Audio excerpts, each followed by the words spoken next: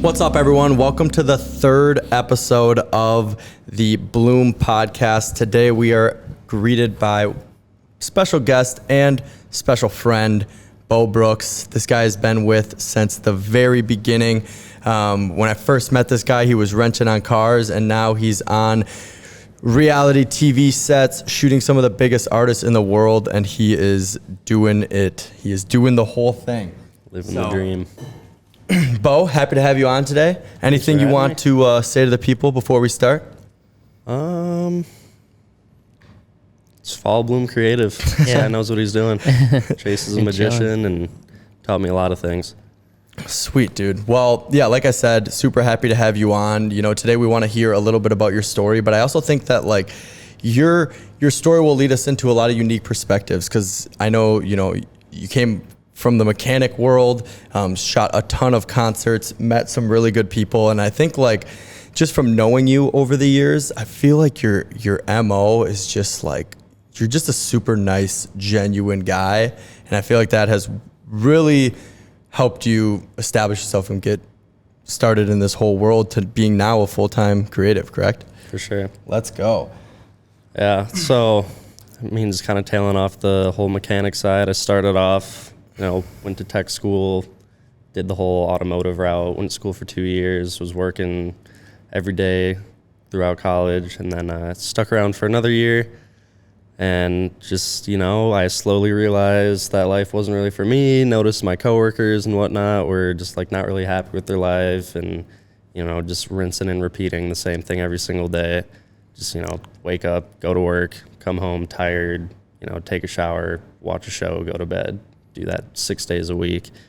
And so finally, like the last, I want to say 6 months that I was working there, I just woke up every day and told myself, like, dude, you've got one life to live. What the heck are you doing? Mm-hmm. Like miserable, surrounding yourself with people who are miserable. And so finally 6 months later. And where were you? What shop were you at? I was down in like a small shop in Hastings. Okay. I was working at a Chevrolet dealership. And I mean, great guys down there. They were fun to mess around with and just, talk shit and whatnot. But, you can only do that so much. And, COVID hit, picked up a camera and, had some more free time just to mess around and make little recaps of, going up the North Shore and whatnot. Yeah. And slowly kind of found out like, hey, I kind of enjoy doing this a little more. What else can I do, with this? And at the time I was like going to concerts and stuff and saw those people like backstage, like filming it. I'm like, God, that'd be so dope just to be like up on stage with them, like capturing their memories and just the production that goes behind all these. And that was one of the main drives that got me there, was just like the production and just like all the lights and everyone happy and yada, yada, yada. Yeah, quite polar opposites. I mean, if you go to a mechanic shop, there's a whole different energy when you're at a festival or a rave or a show at the Armory. And actually, funny story about you, and I think I've told you this before, but like when I first met you, you came over. I forget if you reached out to me or I reached out to you. Do you remember? I think we like followed each other, and I just sent you a message like, yo man, thinking about quitting my job, like just want to know what I'm getting myself into. And I saw you're starting to do videos and whatnot, and I just kind of wanted to pick your brain and see what you're doing. Yeah, and I remember at that time I was meeting with everyone, similar to how Devin and I met. I was just like, I want to meet as many people as possible, meeting everyone. And I remember coming to that meeting. I don't think you said you were thinking about quitting your job, but we met, you came to my apartment, we sat on the rooftop and just like had a really good conversation. But before you showed up, I was like, I have no idea who this guy is. I feel like he's gonna big league me. His Instagram, his edits are like way crazier than mine. And I was like so intimidated. And then when you showed up, you were just like this genuine dude. You had the Audi.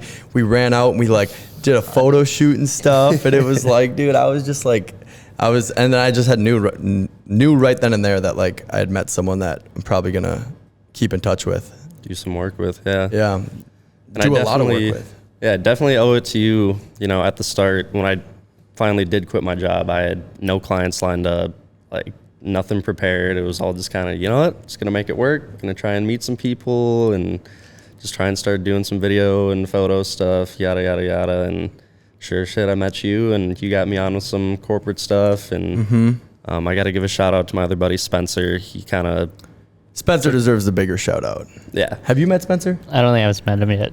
So Spencer is, yeah, he's in the He's the best goat. way possible. Well, yeah, I mean, in the best way possible, he is like the biggest video production nerd out there. In like the best way possible, though. Like he knows everything about everything. He actually sold me that lens right there. So Yeah, he worked at NACAM, and I think I may have met him once before, just like shopping around. He helped me with some stuff because I can't remember if he mentioned it or it was someone else. But anyway, long story short, same thing with you. I just reached out to him on Instagram, like, yo, dude, I love your stuff. Like, we should link up and just like make a video, blah blah blah.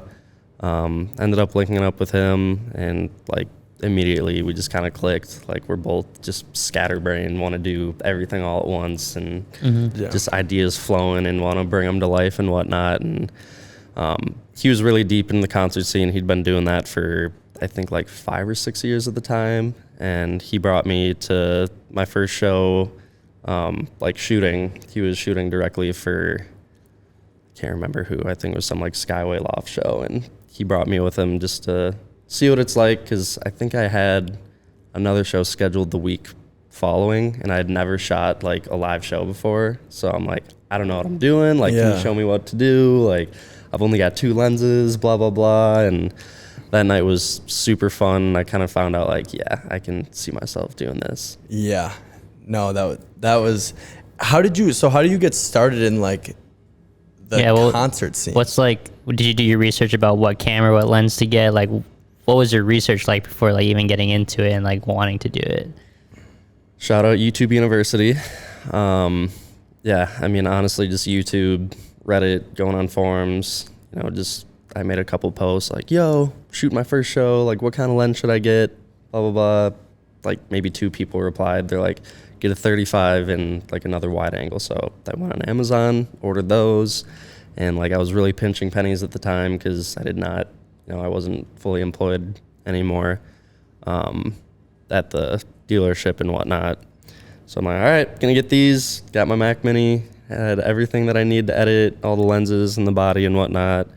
And I just sent it. And my first like recap video I ever did was with the local promoter sim shows. They do like all the big EDM shows and whatnot. And it was in Minneapolis. In Minneapolis. And it was the first show back from COVID where it wasn't like a drive-in show. So, you know, everybody could be in the crowd together, you know, like the whole community was all together. It was like super good vibes. Everyone was happy. And kind of just like backtrack a little bit. That show was the Friday, and that Friday was my last day at my job. And I was supposed to have like a going away party with all my coworkers, just like a proper send off. And then I found out like 2 days before that show that like I was good to film it. I'm like, all right, well, sorry guys, I got to dip out. I've got the show to film. You skipped the work party. So I flaked on my going away party, and I still no. feel bad about it. I got to make it up to my guys down there, but that I think was life changing and just kind of set me up for everything else that would happen.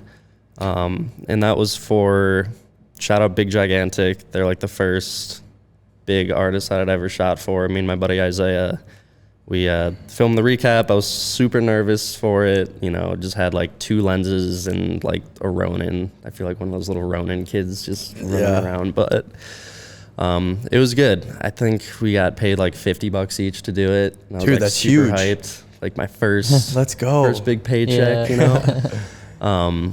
Yeah, no, show went great.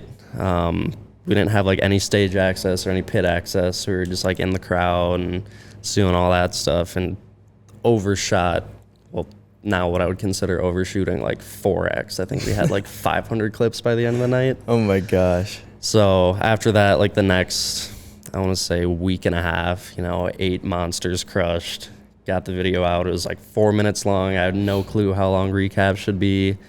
And now they like, usually they're like 30 to 45 seconds ish. And was this, I think I remember this, was this that outdoor show? Yeah.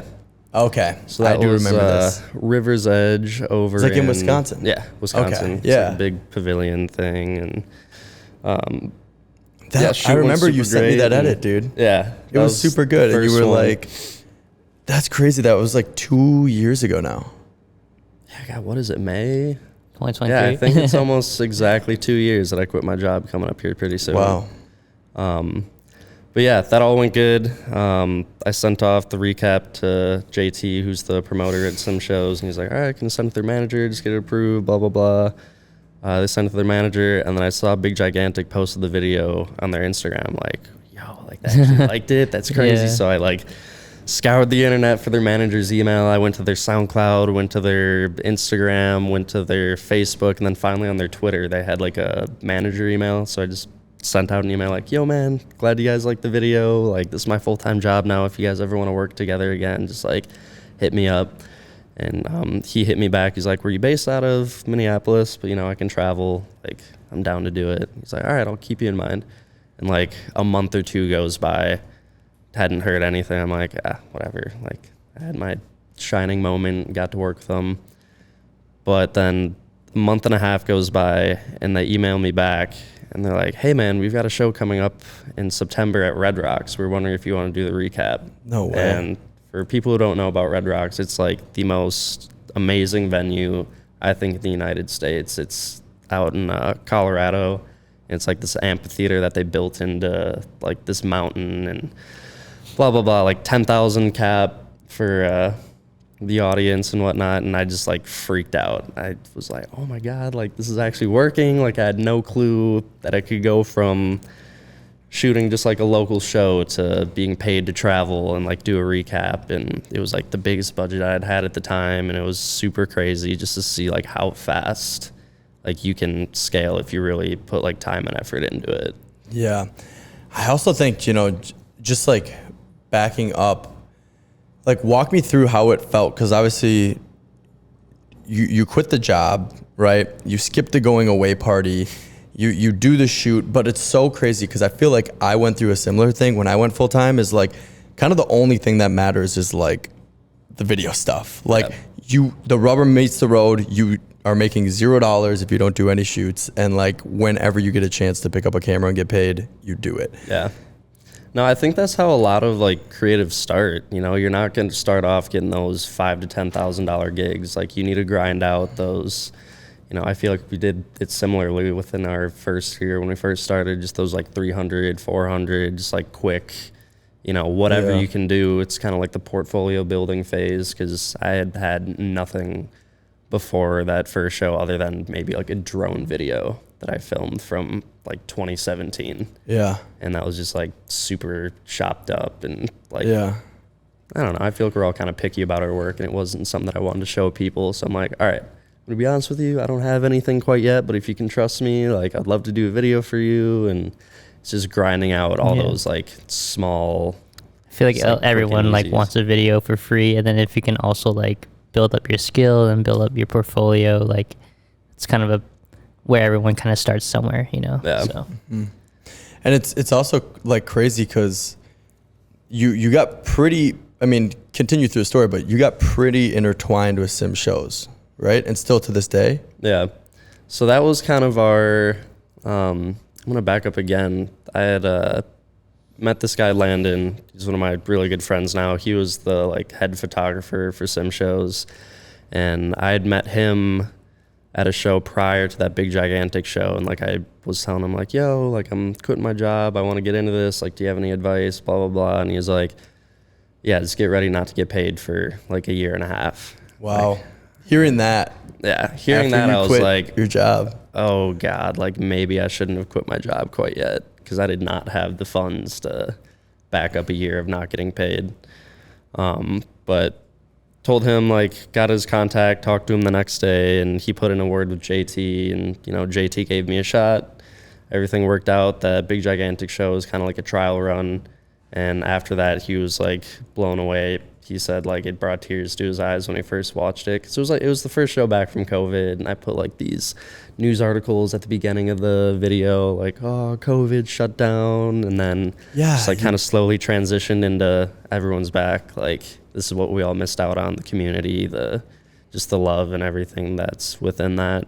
There's like a storyline on that first edit too, which is cool. I think not enough. Well, we were talking about it with some other guests, but like not enough things have storylines. Like you could put a storyline into virtually anything. We were saying with Tyler, wedding films, you could put a really good storyline into it.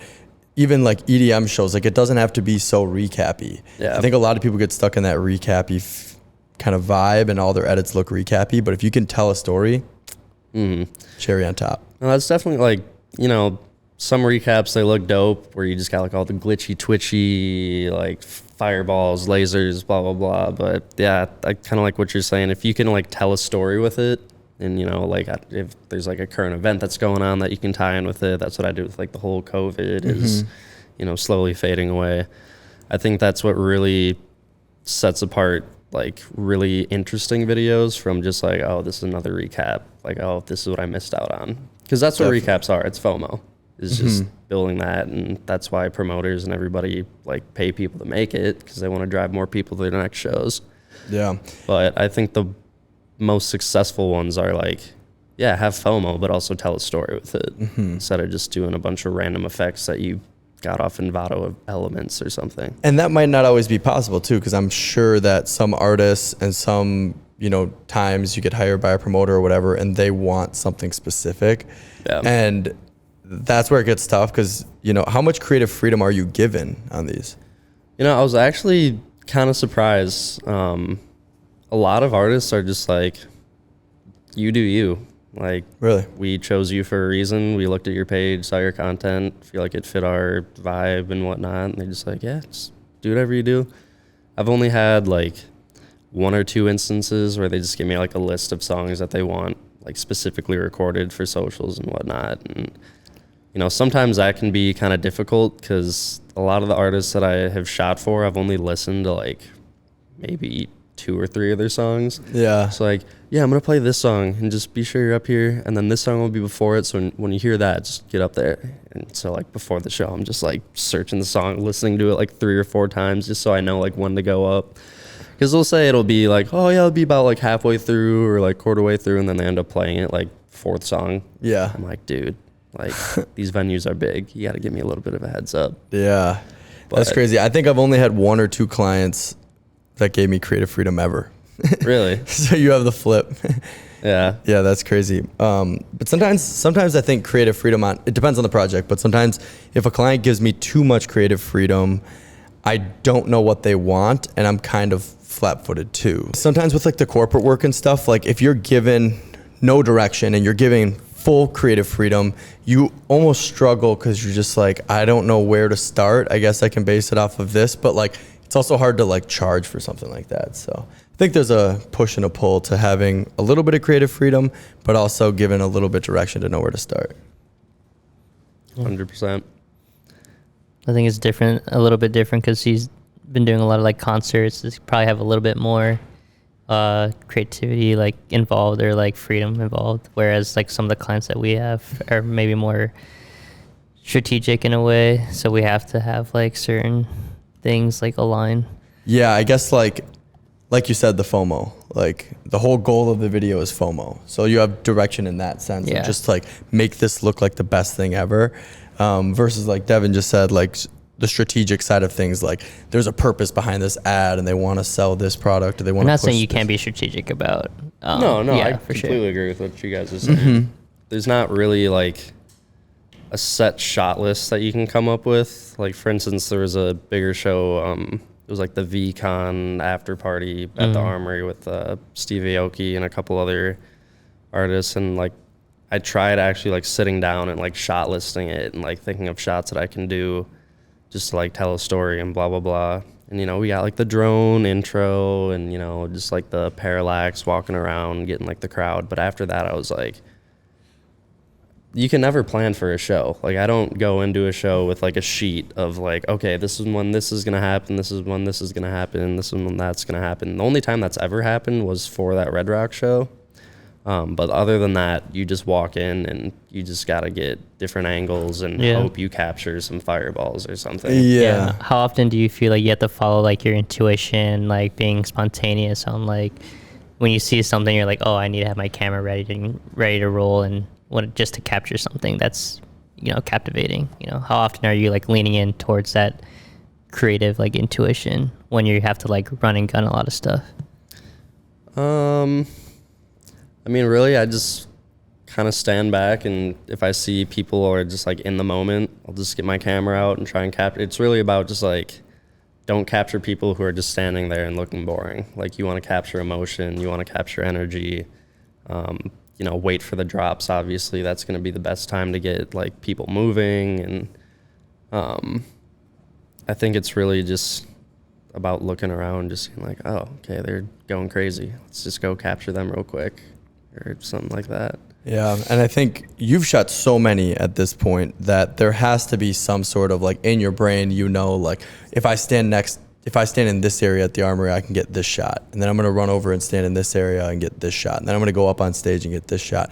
And you kind of, I feel like, maybe correct me if I'm wrong, but I feel like you would kind of know like how to capture them and shoot them effectively now, where you don't end up with 1,000 shots that you have to sort through.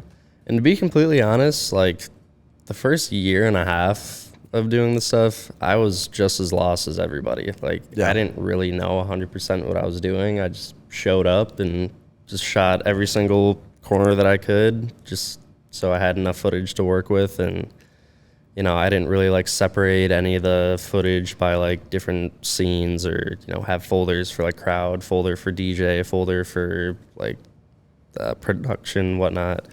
I would just throw it all on a timeline, go through it, look at the thumbnail. Oh, that looks cool. Drag that part in. Oh, that looks cool. Oh, it's the same camera movement. Okay, yeah. And just drag that in there. And there's no real plan, dude. It was just, you know, just show up, shoot, capture cool stuff, and just slap it on a timeline. I love that point. After doing that for a while, it was like I could kind of see what footage looked better at like what time and whatnot, so I could go into the next one with a better plan of like what to capture. So like now, for instance, I know to like get some tight shots of them like spinning the decks, or, you know, some tight shots of people like on the rail, like just gazing up at the production, and, you know, just wait for the drop to capture energy and all that. And I mean, really, it's just show up and shoot. Do you have like, do you think about the edit before you shoot, or do you do the other way around where you like shoot and then you just like creative, like you're more creative in the edit rather than like shooting for the edit? Yeah, I never really go into it with a plan. It's just show up, shoot, and hope I get everything. Sure. Which isn't the best practice, but it works for you though. But like for that style of video, I think you can get away with that. Yeah, you know, and 100%. Yeah, that's super interesting. I love how you said like for the first year and a half, I didn't know what I was doing, because that's like I feel the same way still to this day. Like, I have no idea what I'm doing. Like, it may seem, I think a lot of people, like, you know, you see these things on social media, you see these things from a macro perspective, and it looks like these people have it all figured out. But really, like, I feel like no one does.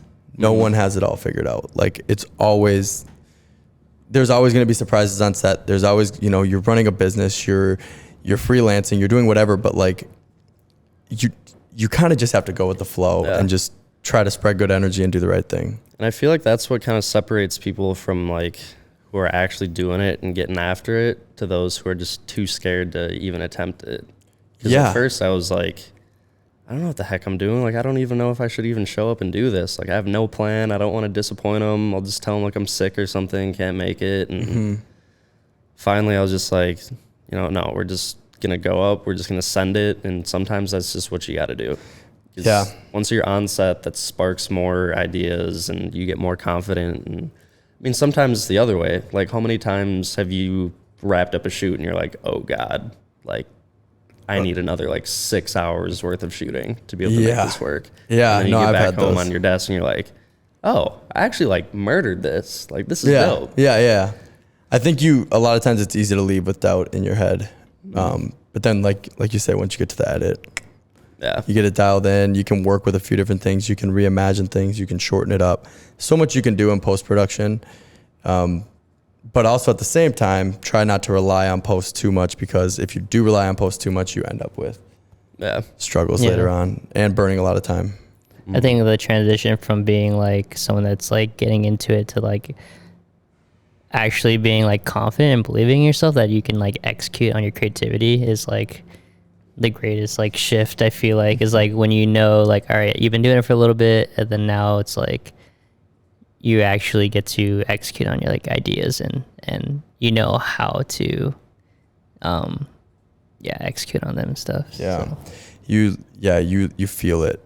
And then you can kind of try like a few different things too. Like once you get that feeling of like, wow, this edit turned out good, then you can continue to just. And I always say this is like getting your creative reps in. So like the more that you do it, the more you feel confident in yourself to like actually continue doing like the shows or even doing other projects, and like getting to exercise different parts of your brain to like, and having different ideas and stuff. Yeah. 100%. No, definitely just like after doing the same thing over and over, like you build more confidence in that. And I feel like that's why a lot of people say like stick to a certain niche, because I mean obviously after you practice something so many times you're gonna get better at it. Because now like after doing shows for like 2 years, I show up to any venue and I'm feeling like super confident. You know, if I can get a walkthrough before, that would help a little bit more. But I know like shots behind the DJ, shots from the side, other side, back corner, crowd shots. Like I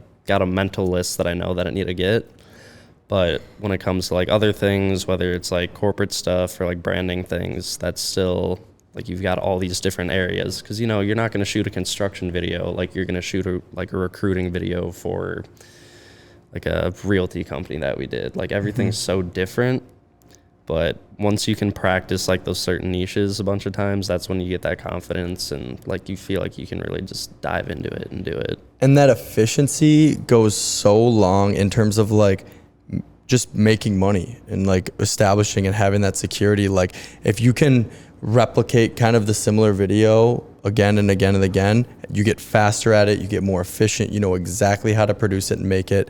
And then you can actually speed up your process and probably still charge the same and make more money, or even 100%. charge more. Yeah. Like I bet you're currently at a point with the shows where you're more efficient than ever and you're probably charging more than ever. Mm-hmm. And that's how you win. You really have to, that super powerful, the reps. But you still also need to try everything too.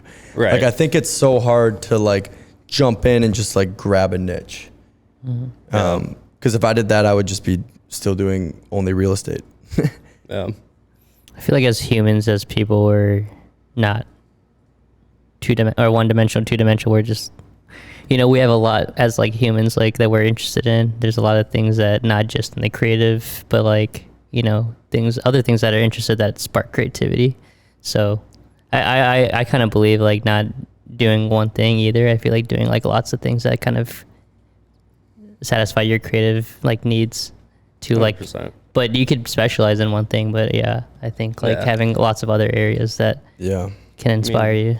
Obviously have like your bread and butter that's gonna, you know, keep you fed, keep you in a house, have a roof over your head. But if you can get to that point where you can do, you know, just a couple shoots that gets everything paid for, and then just experiment with other stuff, and like, you know, you don't have to charge like a lot if it's your first time doing it, if it's just kind of like a trial run or something. But because I mean recently, I mean just for me, like I've been kind of honestly stepping a little bit away from the concert stuff just because I don't want to say I'm never satisfied, but it's like I just want to try something different. Yeah. Like, I want to see if I It's can like curiosity. do that. I feel like every creative has curiosity. Like they start doing something and they're like, oh, like what about doing something different, something new, something exciting, something that can ignite that fire again. Yeah. You know? And I think that's early on, you know, for a preface for the viewer, like when Bloom started, Beau was like the go-to second shooter. Like if we ever needed to shoot with a second person, Beau was always there. And I remember you would be like, dude, I love this corporate stuff. I love it. I'm like, dude, this stuff is so boring. You shoot concerts. But I think it relates back to that where it's like, you had done the same thing so many times over and over again, and you wanted to exercise a different creative muscle in your brain. And even though it was corporate work, like setting up an interview shot was something you hadn't done a lot of. You know, lighting something was something you hadn't done a lot of because it's all provided at the show. So like, that's probably why you liked it. Like that's probably why we 100% overshot the crap out of so many corporate videos. and just drowned in edits. What's like the new thing now for you? Like what is something that you want to be creating going forward? Like anything that you want to dabble into, explore? Well, when I first like really started out, I didn't even mention this. I worked with a music studio for like 4 or 5 months, and that's when I had like just gotten like my first mirrorless camera. And I had a buddy who worked at a studio, and I'm like, yo, dude, like, I just want to experiment, mess around. Like, can I make a little promo video for like your producing or whatever service he was doing? He was like, yeah, just come through the studio. I was there for like an hour, blah, blah, blah. Made a little video, met the owner of the studio, Jake. Shout out Jake. He's a G. And he ended up liking it a lot. And he was like, yo, like, you just want to like come down and shoot stuff, hang out, blah, blah. I'm like, yeah, whatever. So I'd go there like, I want to say 3 or 4 days a week. And just, you know, whether it was working with artists, making a little promo stuff or like the merch, blah, blah, blah. Just kind of like all these different things and just let my brain kind of go wild. And I miss doing that stuff. And I miss the music video stuff. And I feel like that's just where the most like creative freedom is at. Is just being able to like curate that artist's vision. So that's definitely something I want to get back into, is doing just like music video stuff. Because I feel like I've got like a soft spot for music. That's kind of why I started off in the concert stuff.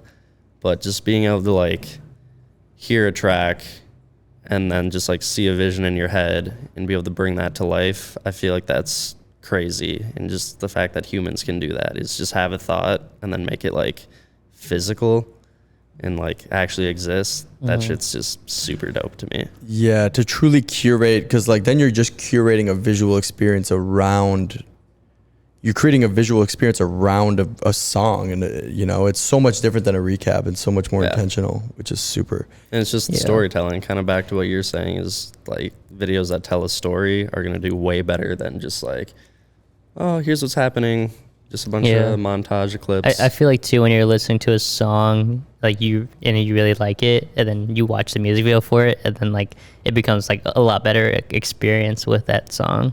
Oh, yeah. And I'm the same way with you. Like I feel like I have a big love for like just music in general. Like I dabble into like a lot of different genres, but yeah, I think I have a passion for like music videos as well and stuff. I'll always have a passion for like just music and being involved in music. It's in some capacity. Yeah, because you can do whatever you want with music videos. Like, look at what Cole Bennett's doing. I feel like he kind of like paved the path of like, you don't need to stick to a certain like set of rules. You can do whatever the hell you want when it comes to like doing music videos and whatnot. And he shot like a few on an iPhone, and it's like, it's really like the creative like behind it. Like, like he's got videos with millions of views that he just shot on an iPhone, as opposed to like having a Ari Alexa Mini or something out there. He's like, yeah, you really can like make a super dope video with just an iPhone. And I feel like that'd be a fun topic to get into, is just kind of how people are so dead set on getting like the newest, shiniest cameras and whatnot, when really it's about like, if you have something that's capable of filming and just know how to like frame it well and kind of just set up a scene, you can really make anything. Yeah, I actually had a client reach out. I actually want to get you guys' answers on this. I want to have you guys answer the question for my client, because I answered a specific way and I thought it was kind of interesting. So my client reaches out and he's like, hey Chase, we want to start making content. We got this social media girl. What camera should we buy? Our budget is $600. This. What do you say? Get a used iPhone 10. Okay, that's what I said. I said, take the $600, get lights, get like these newer panels or something. I sent them like some panels, like a $600 light kit. They had like some soft boxes and stuff on it. I'm like, if you put the lighting up and then record on an iPhone, the newest iPhone, that's all you need. And then a couple days go by and then he reaches back and he's like, hey, our new budget's $1,000. What should we buy? And I kind of was like, I did say, you know, you could probably at that point, you're crossing he's into consulting the now. You're just like, going to him. But I think that's so funny, because like they think they need a camera, but at the end of the day, if they did get that Canon M50 or whatever for $600, like now you're with a camera and you can't figure out why it's not focusing. You have to you know, a lot of people don't know how to work SD cards and operate all that. You got to get a tripod for it. You got to get a case for it, a lens. Maybe you don't have the right lens right away, mics, all this stuff. And it's just like, for what? Kind of. They don't know anything really about the video stuff either. So it's hard to like tell them, because even if you do tell them, they won't really know how to use them and in the way that they're supposed to be used. Yeah, my first internship, they got me a camera, gave me a camera. I was doing videos at this trucking company, and I look back now and I'm like, I have no idea. I would shoot like a whole podcast in S&Q and be like, why is it so slow? And I would like try to speed it up. I literally had like no idea. Like the dial on the top could be anywhere, and I would be like, that's probably right. And now it's just funny because like that almost hindered me more. You know, like my best video that we shot there was we had this like after hours phone, and I would just shoot some stuff on there. Those were some of the best videos I shot. Yeah, low-key, I was messing with just the cinematic camera on the iPhone and stuff, and I was just like, these look really good. Like the cameras on the iPhone look really good. Like I would love to just shoot like personal like fashion content or something like for my personal stuff, just using my iPhone, and it's like in your pocket so you can like take it out whenever. Dude, that was one of the scary things just within like the concert world, is the whole reason they like hired media was one for photos, and the other big thing was raw clips, where you just capture like first 8 bars before a drop, 8 bars after, blah blah blah. And so they can post on social? Yeah, just for social media, like, oh, here's my new song, like here's a quick little teaser of it, blah blah blah. And they would always have like us with our FX3s and like Rode mics and all that stuff capturing it. And now it's all kind of like shifted into just like the tour manager on stage, just like getting an iPhone clip. And there was one time, I want to say like a year and a half ago, where I just got like a clip on my phone just for shits and giggles, just so I could like airdrop it to him, just so he had something to quickly post. And I showed it to him after the show. He's like, how did you edit that so fast from your camera? Like, how'd you get on your phone so fast? I'm like, I just shot it on my phone. He's like, that's on iPhone? Yeah. I'm like, oh God, maybe I shouldn't have told him this, because I was just gonna have his tour manager behind him with his phone and take my job. So that's kind of been like the running joke within the scene, is just like tour managers back there with their phone taking our jobs. Well, even you have like the twin stick hat on.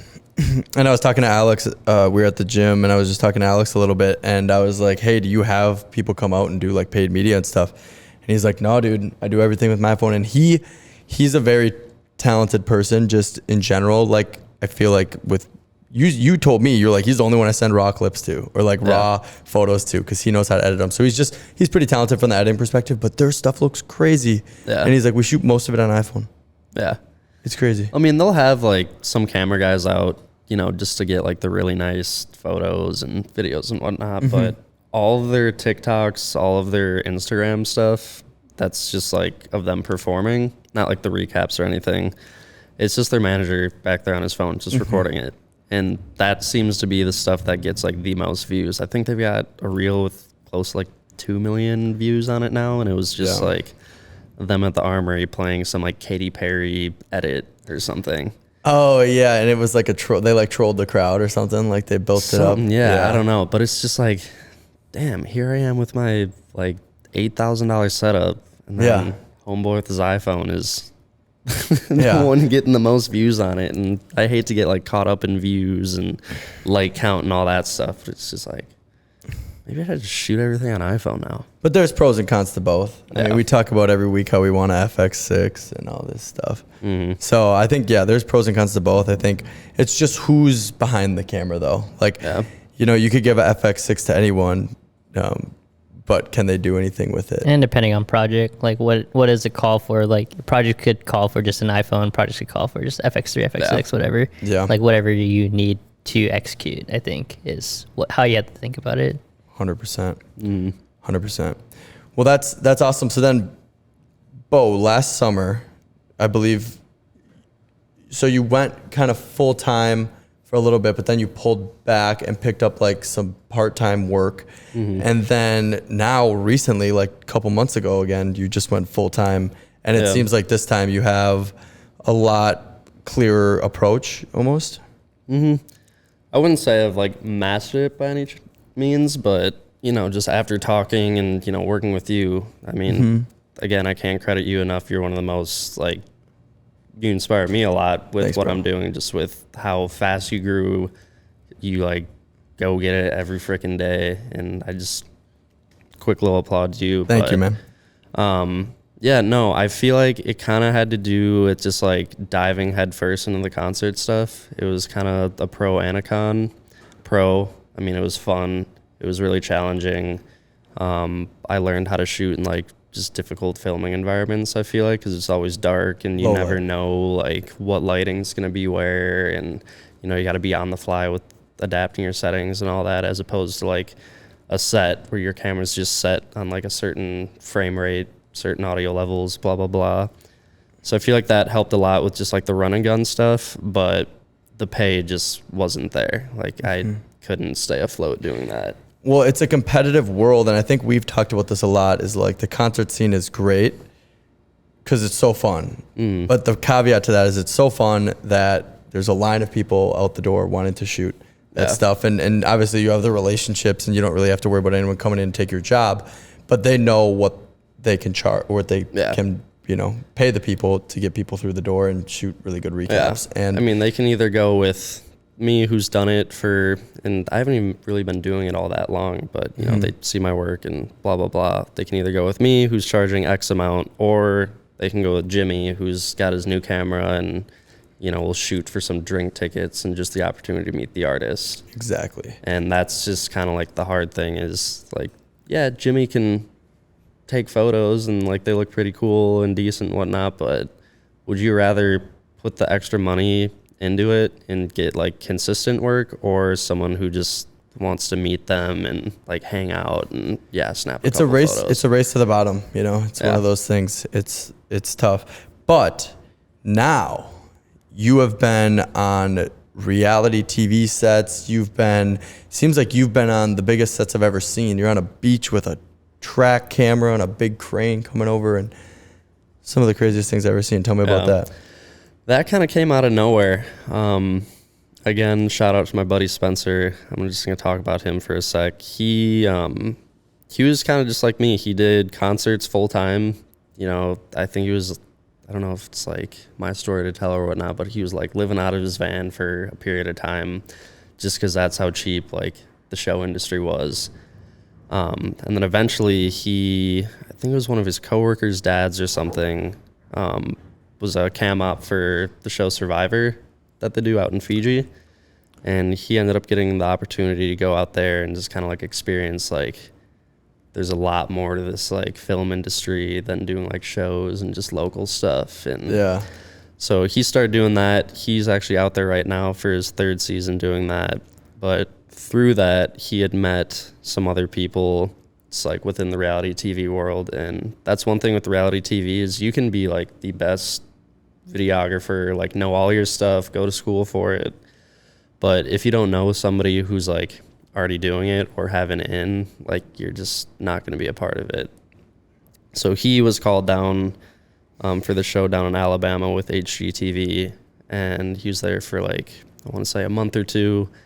And then like 2 people ended up getting fired, and he called me right away. He's like, dude, I know it doesn't sound like the craziest gig, but you just got to get down here, experience it, just be on set, just meet some people, and just trust that it'll work out. And the position that I was going to be hired for was literally working in a warehouse, just building furniture for the show. So like I wasn't even really going to be on set or like experience any of that, but it was that and it was that sacrifice I had to make just to like meet the people. So turns out, you know, I was in the warehouse for about a week and a half, and then the last week of the show, we had everything all built, all the stuff was sent out. We were just sitting around in the warehouse. Like I think one day I took like 2 naps and just watched like YouTube all day. We had nothing to do. So I texted one of the associate producers and I'm like, yo, like, do you guys need help on set at all? Like, can I help out with anything like that? And Spencer was vouching for me, trying to get me on set.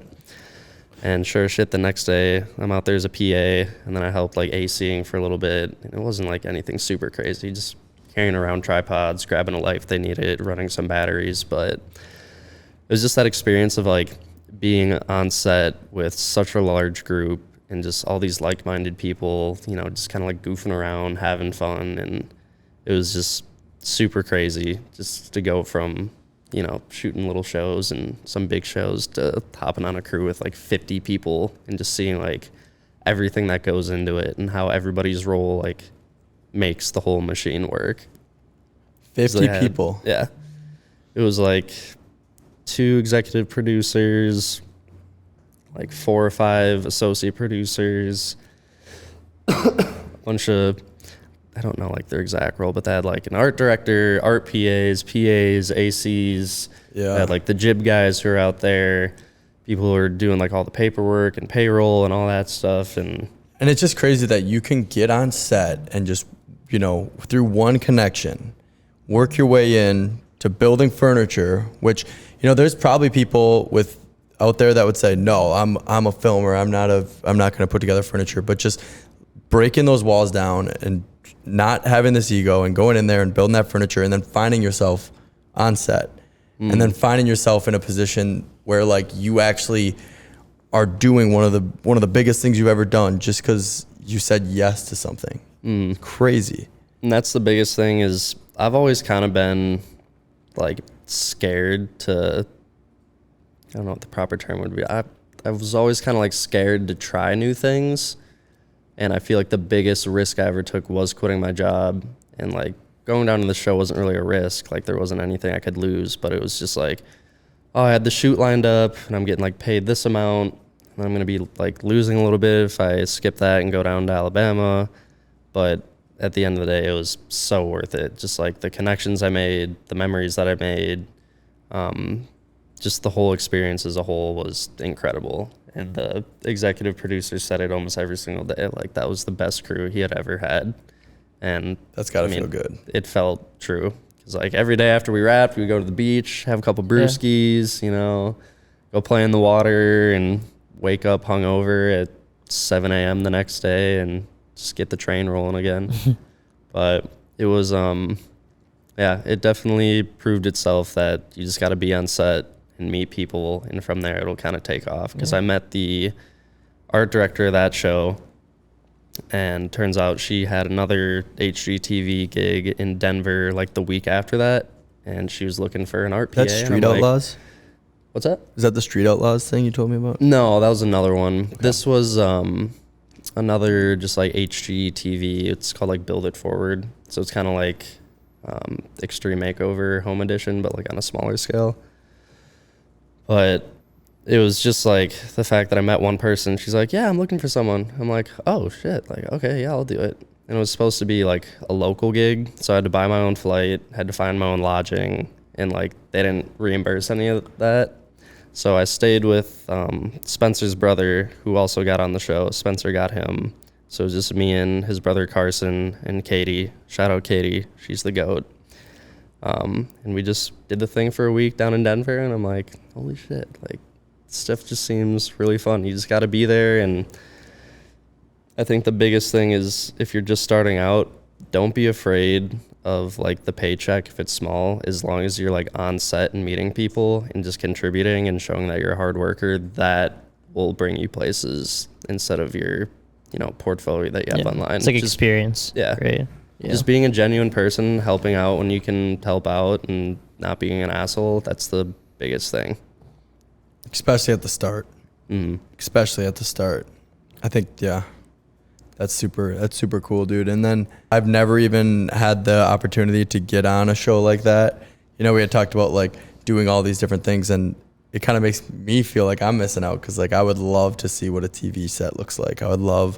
I like Spencer, our lighting guy, sends us like photos all the time of like him on these like movie sets, and I'm like, gosh, that looks freaking crazy, dude. Like, I haven't even had a chance to experience that. I'm sure sometime in my career I will, but yeah, shout out to you, man. That's got to be cool. Appreciate it. Yeah, I mean, you've got your own big operation going on here though too. Yeah, I guess you just gotta stay focused where you can. I'm obviously not gonna run away from work that I have coming through our pipeline and stuff like that, but yeah, I think you got to kind of nail down what you want to do as well. Like Devin and we talked about it a little bit before the pod, but like we're really trying to nail down like what the future looks like, and you know what kind of projects we want to attack and pursue in the portfolio we're trying to build. I feel like this is like pretty much like the third iteration of Bloom's portfolio is like on the horizon, and we want it to, you know, be a specific type of craft that we can continue to hammer on. So, Yeah. So where do you see yourself in like the next 2 to 3 years? Where do you want to be at? we met yesterday, and we think that doing like these experience videos, and again, we talked about this a little bit before the pod, but like, I think my brain for a while would go, you know, and a lot of clients want this, and there's no problem with this, but like my brain would go to this like testimonial, interview driven kind of like way of showcasing a product or showcasing a service. And I really think that the future for us is going to be showcasing those through experiences. So, you know, the best example we have is like this bike company we're working with. They do like a full metal cast of a bike, and it's a bike for like big people, like ex-NFL players, ex-NBA players, or just, you know, larger people that can't fit on a normal bike. And we were going to do this whole video interviewing, talking about the casting process, all this. And now I think it would be cooler to bring like 5 people up to like this beautiful bike trail and show this whole experience of everyone arriving and getting on their bikes and clipping in their shoes and like, and doing the whole thing, you know? Yeah, I think too, we also like what we went over was like asking the right questions on like why, like specific projects and specific like products, like why did they make that product for? And then for him, he was just a bigger dude that couldn't fit on a normal bike. So like sharing that story, like doing a story, and sharing that visually. And I think we can get a lot more creative than just doing a talking head video, but getting that emotion and getting that like story out of how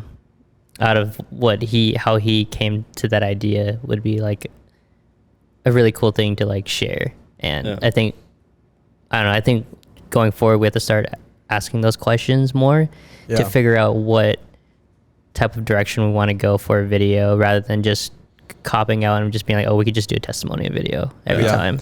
But like just being more creatively in the pre-production process and like figuring out what video would best tell that story and serve their purpose. Their why, serve their why. And like there's a lot of unknowns. I think I'm starting to realize, or I feel like both of us starting to realize, like there's a decent amount of unknowns. If you don't do enough pre-production, there's a lot of unknowns in the testimonial kind of videos. Like, you know, you could do 4 interviews with people and 2 of them might not be the best on camera or might not give you what you're looking for. Then you have to pull in another one, or like, you know, you get all the interviews, they're all great, and then it's like, okay, we need to grab B-roll, and we don't really have like a shot list. We're kind of just running around grabbing B-roll, and hopefully it plays into the story, and hopefully we get what we want.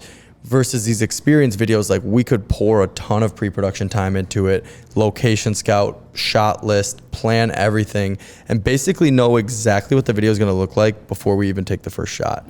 Which is amazing from a client perspective, and it just, the client knows exactly what they're getting. You know, it's a little bit tough to shoot 10 interviews and then craft a story that the client is like 1000%. And you know, the client's always in the back of their mind a little bit like, okay, what about, you know, the rest of her interview? Is there any good points in there? You know, so it's just a little bit more controllable, I think, from a production standpoint too, with the experience videos. And I think obviously the Arizona trip for us like changed our whole outlook on what an experience video looks like and how powerful and fun they can be.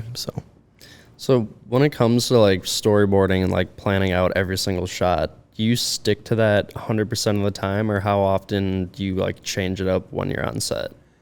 I would say most of the time most of the time we line up all the shots. Like if we line up all the shots and we go into a shoot, it's probably a shoot that's big enough to have like a DP or an AC. And like thinking back to the Arizona shoot, like I was directing, but at the end of the day, I'm just going through the shot list, and Devin, I rely on the DP to kind of change the angles, or, you know, maybe I had a wide shot of them exiting the plane. Well, Devin, you know, wanted it at 50, and I'm like, he's the DP, you know, he's got the vision for it. They have the shot list and like the storyboard, but I as a DP, I'm thinking about sequences. I'm thinking about how is this going to flow? Where is the lighting hitting the talent? Like more like environmental wise, like visually, how is this going to look? And I'm usually thinking about like the edit, because I edit it too. So like if I can shoot in a way that it's gonna like flow, I might go off the shot list a little bit to get like more details. Because that's one of the most important things when it comes to videos, I feel like, is the flow. Like you can capture, like get banger shots, but if it doesn't flow and like make sense and tell a story, it's just kind of useless at that point. Well, and it's pretty cool too, because like, okay, say you have a shot list and there's 15 shots on there. You know, say we're on like shot 3 or 4, we can add another shot in between, and most of the time we'll end up with 22 shots. You know, even though there's only 15, we grabbed a few different angles and compositions of a few different things throughout, because you never know what the pacing is going to be like. You never know what song you're going to pick. You never know what really you're going to need in post. So it's always good to just grab a few extra shots. But really, the shot list for me is just like that one thing that just keeps me on track and makes sure that I'm just checking all the boxes of things we need to capture. Yeah. Everything between there is great. Would you say use it more as like a guide rather than we need to do this, and only this, and this? Yes, it's 1000% a guide. I think you need to be flexible on set for your client. You need to be flexible on set for the staff. There's always things that come up that you can't control. And I think it would be a pretty tough director job if you had to stick to exactly specifics like that. Yeah. And you may not be giving posts what they're looking for either. Yeah, I feel like you have to be kind of just like open, just to like change and to like learning, and you never know, like something that you thought of spontaneously might have worked out better than what you actually had planned. And usually that's how it goes most of the time. Yeah. Like not everything planned is always like the best one, because like later down the road you might be like, oh, like I'm glad that this happened, because then it turned out way better than you thought it was going to turn out. So happy little accidents. Shout out Bob Ross. Happy little accident. Shut up, Bob Ross. But yeah, dude, I mean, it's interesting to just watch you kind of grow as a creative. Like, I just can't believe that, you know, we've known each other for like as long as we have already. It just seems like yesterday. When it's crazy how fast life moves and just how wrapped up you get in like just your day-to-day stuff. You know, I said it on the last podcast, like, sometimes you just got to wake up and smell the roses a little bit and be like, wow, you know, look back and reflect on like what you've actually done. Yeah. And I think podcasting is great for that. Like, I feel like today probably you've even like looked back. Yeah. And just like fired up some old things in the brain. 100%. You're like, wow, I did that big G shoot for $50. I don't know if it was exactly that, but I just remember it was like, oh, like my first big paycheck. Yeah. Ooh, that's funny. Looking at it now, it's like, oh. Yeah. But, very nice. But I think you're onto something, and I obviously know you're working with like an app on a video and stuff like that, and a few other like more corporate-y projects. But there is something to be said that's like kind of a way, you know, for the listener, kind of a way to navigate that like lower paying event industry, is to find your way on these big sets where you're being hired as an AC, a DP, something like that for a flat day rate, and you can, you know, how long were you in? How long were you on that set on the beach? That was, I want to say it was like 2.5 weeks. See, like 2.5 weeks of just like consistent paid work is great. And then you can come back and you can still do the shows, and you get that paycheck, and it's good. But and the thing with that is like, I just can't stress it enough. I mean, even like working early on with you is like, if you're just kind of like starting out and like you want to see what the filming industry, video, photo, whatever, you just got to get on set and accept the fact that, you know, whatever role you may have on that, it's not going to be like the dream position. Like, you know, I don't think everybody wakes up and dreams of being a PA or like dreams of being an AC or anything like that. But if it can get you in that network of people who will have more opportunities for you, and then within those opportunities, they'll give you different chances of like, oh, like you mess with cameras and stuff? Yeah, let's have you work with the cameraman and just like AC for them for a little bit. Because that's what happened to me down in Alabama is the day before I went on set, like we all had a dinner with like all the PAs and kind of like more the, I don't want to say grunt workers, but the people who weren't like on camera or doing any of that. They took us all out to dinner, and I was in the car with the DP on the way there, and we were all just kind of talking about like what we do back at home and like what we want to do, kind of what our goals are, blah blah blah. And I told him like, yeah, like I just do concert stuff and started dipping into the corporate world. I really want to do more like camera work and operating and kind of stuff like that. And he's like, well, yeah, I mean, we'll try and get you there and see what we can do. And sure as shit, the first or second day I was on set, they're like, yeah, you're gonna go AC for Matthias for a little bit. Yeah. And it was, it was nothing crazy. I was just helping move tripods and, like set up a light, go run and grab some batteries and whatnot. But it was just the fact, like, if I weren't here, I wouldn't be able to do any of this. If I wouldn't have said yes to that warehouse job, I wouldn't have been able to meet, the DP of a multi-million-dollar shoot, or meet the executive producer of this, or meet the art director who would get me another job later on the road. Yeah. Do you feel like you could take that experience and bring it back at home? And like, where do you see that experience like applied now that you're kind of back here? Like experience just from that show, or just in general, like, yeah, just that experience of building furniture, like being an AC or just helping on set, like being part of that. Like, how do you feel like you can like incorporate what you want to be doing now? I think it opened up my eyes to like how many different roles and like positions there are with these really big sets and whatnot. And it just made me realize, like, always be flexible. Like, don't limit yourself to just like one skill. Otherwise you're going to miss out on a lot of different opportunities. Because, like, for instance, if Spencer would have called me and said, yeah, you're just going to be a PA, you're not going to be able to do anything, and, like, which was kind of the case. And if I were to say, like, no, I just want to be a camera operator, like, I don't want to go. Yeah. I wouldn't have been on the beach at 1:30 in the morning, with all these amazing people I've never met who are all part of the crew and cast, and just, like, those memories. And I feel like that's the biggest thing with reality stuff is some of the days will be kind of meh, where it's just, like, super long days, but it's just like the experience of being on set and like seeing like a show or like a movie being brought to life is, I don't know, it's just something special about that, and just being able to experience that with a bunch of people you've never met before and just make memories of just messing around after rap and all that, because I'm still close in touch with like 10 people from that show, and just like seeing what they're doing, and that's going to provide so many opportunities for you. And again, it just comes back to just taking that furniture building role, not putting yourself above that. And just be humble. That's the biggest thing, is like you can have some super big gigs and like do some really cool stuff, but if you start getting cocky about that, like people aren't going to want to hire you. Like I feel like that's why this past show went so well, is everybody was just like so humble and like willing to help, and like just like ACs would be doing PA work, PAs would be doing AC work, and like on film sets that's usually like a no-go from what I've heard. But just be willing to help out. Don't be an asshole. Just be humble. We're all doing this because we like doing this stuff. We like being in the film world, and just help out, because it's always going to come back in a positive way. Yeah. Effects.